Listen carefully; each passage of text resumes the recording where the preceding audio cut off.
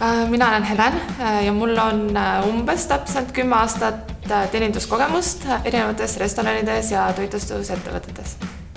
Minu nimi on Kätlin ja mul on kogemus teeninduses erinevates restoranides kokku umbes 8 aastat.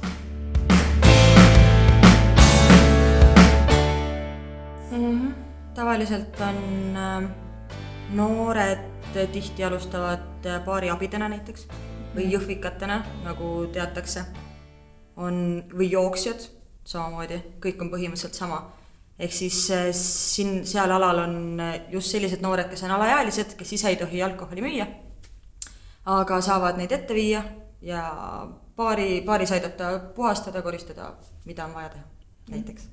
Siis on ettekandjad kindlasti, ma arvan, kõige suurem valdkond, et ettekandjad siis erinevates toitlustusasutustes täidavad erinevaid kohustusi natukene, et selle vahega, et kas neile pannakse joogid baaridaami poolt või vahetuse vanema poolt juba valmis või siis nad panevad need joogid ise.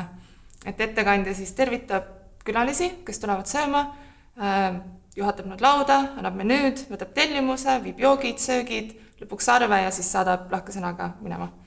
Nagu Helen mainis, siis on baaris inimene väga tihti. See muutub selles mõttes aina populaarsemaks mingi vahe.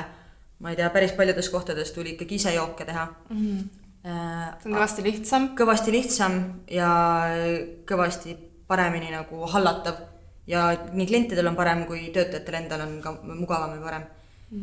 Baaridaam siis teeb jooke, paneb jooke valmis tšekkide alusel, teeb kokteile, mida vaja on põhimõtteliselt. Ja siis samuti vastutab kogu vahetuse eest, et kuidas siis on ka vahetuse vanem samaaegselt, et jälgib, kuidas saalis töö toimub, aitab vajadusel, läheb ise laudadesse ja ongi siis vastutav isik enda vahetuse ajal.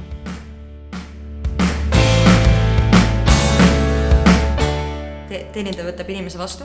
Ütleb tere kõva häälega. Just, tavaliselt on saal ära jaotatud siis aladeks. Igal teenindajal on oma ala, mida ta teenindab. Ja kui klient läheb siis tema alasse, siis see on tema klient. Ja siis ongi ta võtab inimese vastu. Viib menüü. Küsib, mida ta juua tahab. Jah, tutvustab võib-olla, kas on mingid päevapakkumised või eripakkumised. Siis pakub juua alustuseks, viib joogid lauda, kas olete toiduga otsustanud, siis viib toidu, küsid, kuidas maitseb, kas kõik on hästi, et silma peal ikkagi jooksvalt, et kui kliendid saab klaas tühjaks, siis ikkagi uuesti juua pakkuda ja lisamüük on kõik ju, kas kõik selle töö nii-öelda eripära või üks kohustustest, siis kui kõik on hästi, võtad nõude eest ära, viid arve, ja raha vastu, viid vahetusraha ja nii ongi. See kõlab väga lihtsana. See ei ole üldse nii lihtne.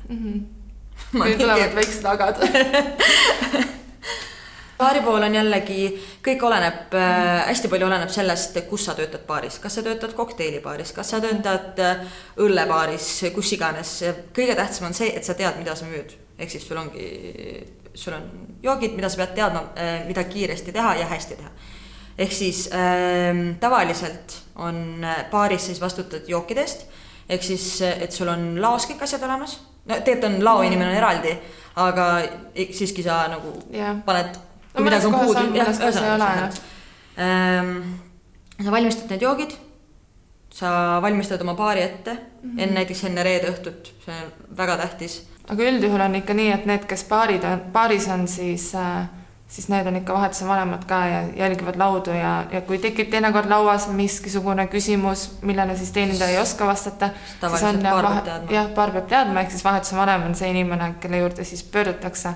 Ja kui on midagi tõsisemat, et siis juhataja poole muidugi, aga kui juhatajat ei ole majas, siis vahetuse vanem on nagu järgmine inimene, kelle juurde minna. Et teinekord, kui tuleb uus inimene tööle ja ta ei ole seda tööd varem teinud, et siis teda kasutatakse nii-öelda rannerina, et ta saaks tutvuda restorani siis menüü, nii söögi kui joogivalikuga. Et vahetuse vanem paneb joogid välja, Runner viib need joogid lauda, aga siis see, kes on teenindaja siis võtab tellimuse. Jah, nagu tegeleb selle arveldamise ja tellimuste võtmisega. Ja selle suhtluse poolega nii-öelda.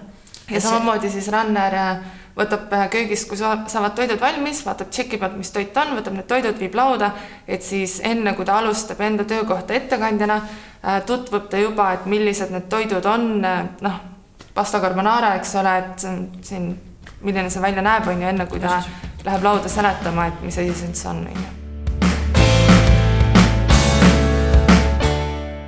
Aga tihtipeale ongi nii, et sa alustad kuskilt vaiksemast kohast võib-olla, et sa ei lähe kohe nagu kõige uhkemasse kohta üldse.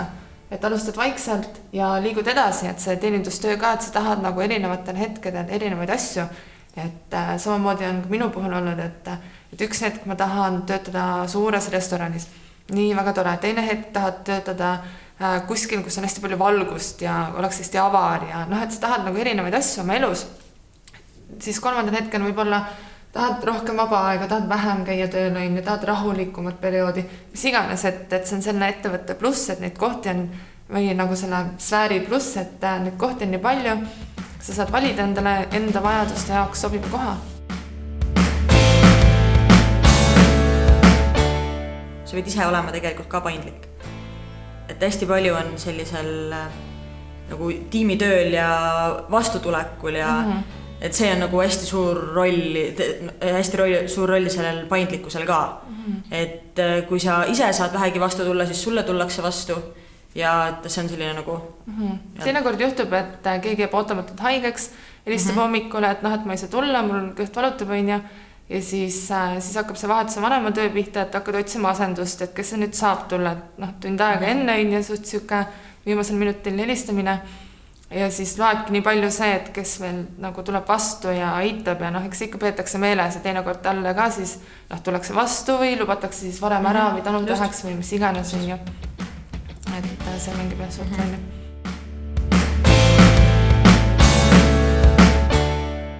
No ütleme jah, et teenindus on kindlasti väga füüsiline. Jooksmist on väga palju. Palju me oleme neid samme saanud? 25 000? 27 000 päevas? Ei, ma sain ükskord suvi koht täiesti täis, mul tuli üle 70 000. Ja see oli vist ala mingi, mitte nagu täispäevaga, aga mingi hetk ma vaatasin, oli lihtsalt mingi okei, jumal sellega. Sest see on ikka väga füüsiline. Teine asi, mis on see, et kui kas sa kannad kandikut või sa kannad asju käes, sa pead palju, ja su käsi harjub ära, sa pead nagu kätt harjutama selle jaoks, sest sa alguses oled lihtsalt nagu, sa lihtsalt sul füüsiliselt on jookide puhul on siis alguses või taldrikute puhul ka samamoodi. Alguses su käsi ei ole harjunud seda tegema. Sõrmi niimoodi hoidma, eks ole. Ja pärast see tuleb täiesti loomulikult ja see on, ma arvan, et harjub ära. Ja kunagi ma tean, meil oli niimoodi, et tüdrukud tulid, ütlesid, aga mul on nii väiksed käed, ma ei saa vaata.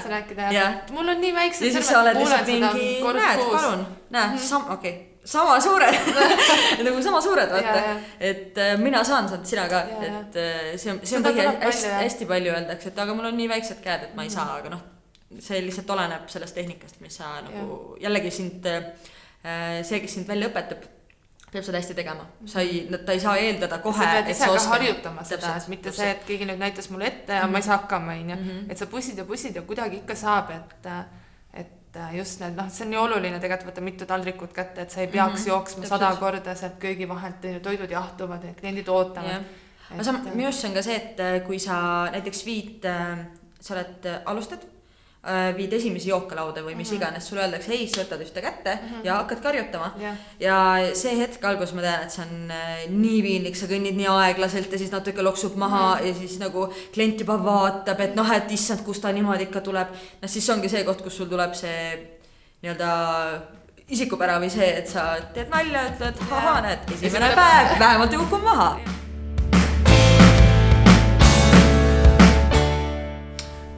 Enam levinud on vist kompukäš kassasüsteemis siis teenindussfääris. Väga lihtne. Seal on sellised tulbad, vajutad peale on kirjas seljanka läheb. saad otsida otsingusüsteemist. Väga lihtne, väga lihtne. Seal natukene oleneb, et kas tööandja on seadnud mingid piirangud, ehk siis kas sa saad kustutada mingit toodet, kui lõid valesti sisse või kas sa saad miinustada seda arvet või mida iganes. Aga see on nii kiiresti õpitav, et see ei ole nagu, seda kindlasti ei peaks kartma. See on nii lihtne tõesti. Seda ma ei ole veel näinud, et kellelgi oleks probleeme sellega.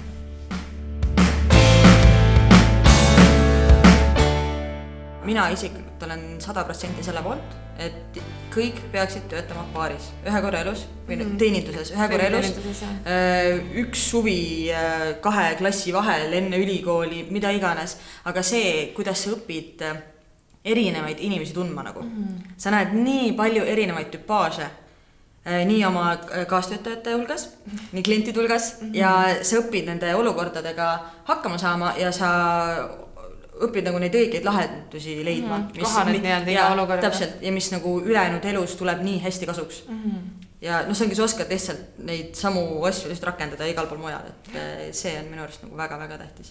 Ja iga inimese jaoks, kes tahab minna teenindusse, aga ei ole seda varem teinud, aga tahaks proovida, et siis tasub käia väljas söömas ja vaadata, mida teised teenindajad teevad, et kuidas sinule tähelepanu pööratakse ja kuidas sa oma asjad kätte saad, kuidas need tuuakse sulle, kas ühel käel võib-olla kui ilus see kõik välja näeb ja ega keegi sulle midagi peale ja nii edasi, et hoidagi silmad lahti ja vaadata, et nagu, mida tehakse ja mis toimub üldse, et mis järjekorras ja nii edasi. See teeninduskvaliteet meil ka iga aastaga aina tõuseb uute ägedate kohtade ja asjadega, et seal niimoodi kindlasti väga hästi õpib, kui sa kõrvalt vaatad.